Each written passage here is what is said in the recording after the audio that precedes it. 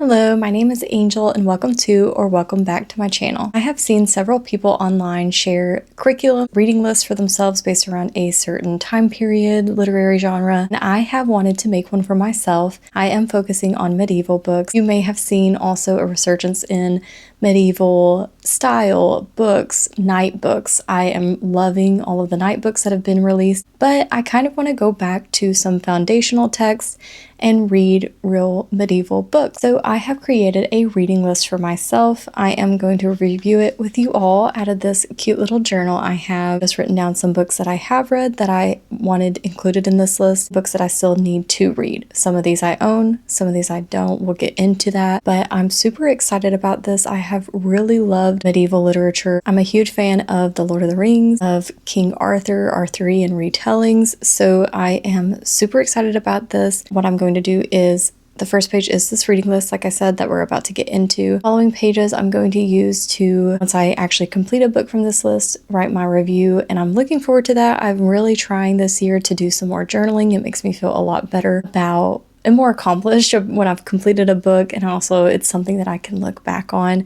So without further ado, let's get started. So I have 11 books on this list. Several I need to read, but a few I have read. So let's get the ones that I have read out of the way. We'll start with Beowulf. I've read 3 translations of Beowulf. I have read the Volsung Saga or the Volsunga Saga. I have read Sir Gawain and the Green Knight. In a couple of translations of that as well. I have read Tolkien's translation and really enjoyed it. The Wanderer, which I have a copy of that. It's not a formal copy or anything like that, just printed off of the internet, but this is the copy that I read The Wanderer in, and it's a good old short story. I believe that's all that I've read for my list of ones that I want to get to soon.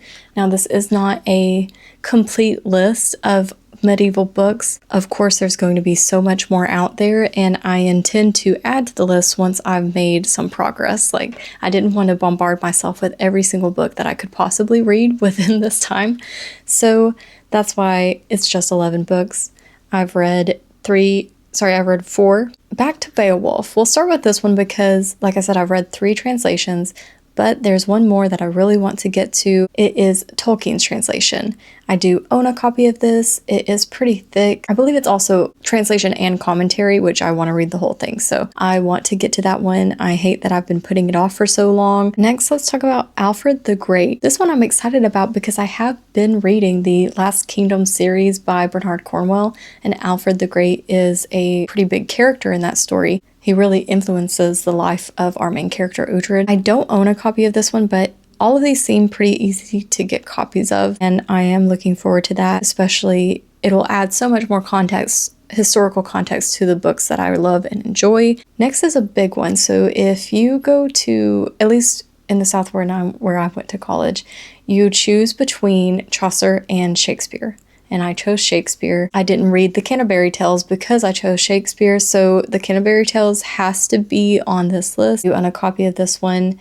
I am intimidated, but I think it'll be a lot of fun, and it's studied so much, I'll have a lot of resources on the internet, in writing, everywhere to help me understand it. So I am looking forward to this one. Le Morte d'Arthur. Now, I feel like this is shocking that I haven't read this one, so let me explain. Yes, it does sound bad when I say that I have not read King Arthur and his Knights of the Round Table by Sir Thomas Malory, seeing as I love Arthurian retellings and have been reading them a lot lately. But let me explain myself. I have Sir Thomas Malory's book along with these 2 books, which I owned first, and I was a bit confused what the difference was, so I wanted to clarify here. I have read Roger Lancelin Green's King Arthur and his Knights of the Round Table, and this is a Puffin Classics, which should have explained that to me anyway, that this is for young readers, and this is the easiest version of the stories, I believe. From my research, it seems to be the easiest, which explains why I was able to read it so quickly and understand it and love it. And then you move up to Howard Pyle's translation, the story of King Arthur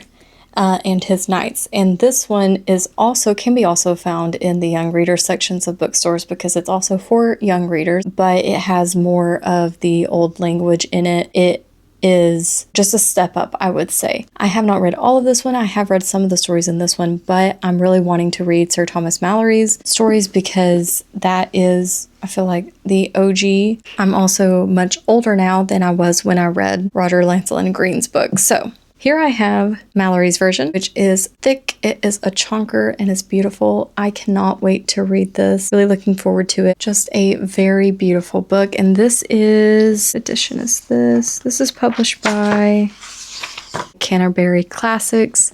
Very fitting, very beautiful. Then I have the Song of Roland, or Roland, I believe Roland. This is a French epic poem. A very old, probably, I think the oldest.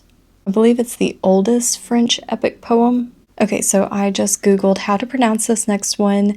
The videos were wrong according to the comments, so I'm going off of the phonetics that Google had, and that is the Mabinogion. And this is a collection of the earliest Welsh stories. I did actually find a copy of this one in Barnes & Noble when I was there last, and I almost bought it, but I noticed that it had been cut in the back, like with a box cutter, so I didn't want to buy it. It was the only copy they had, so I will just get this one when I get around to it. Excited for it, actually. And then I have The Romance of Tristan and Isolde, and this one is, I believe, included in Sir Thomas Malory's stories, so I don't need to go and buy another copy.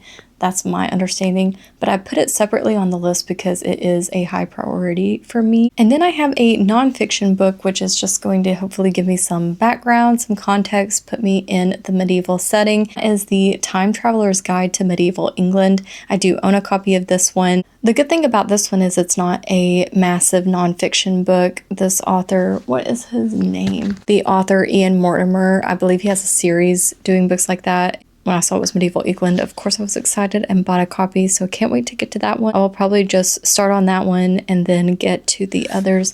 Here is my list, everyone. I'm super excited about this, and of course I will be giving updates as I make progress. I think this is a very fun trend. I mean, when you're an adult, you're out of school, you don't have, unless you go back to school, you don't have a teacher or professor making a list, a syllabus for you, so very excited about this, and I like that it'll give my reading some structure. Thank you so much for watching. I hope you have a great day, and I hope to see you in the next one. Bye!